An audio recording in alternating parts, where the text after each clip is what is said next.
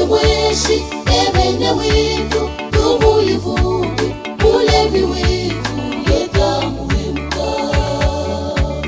Uyije mweshi ebene witu tumutambire ulemi witu yemutulanga. Uyije mweshi ebene witu tumuyivuge ulemi witu yetamuhemka. Mikono yagira kitangaza ilezira urugero rw'abana b'abantu uyagirwe data mungere mwisha. Mikono yagira kitangaza ilezira urugero rw'abana b'abantu uyagirwe data wetamuhemuka.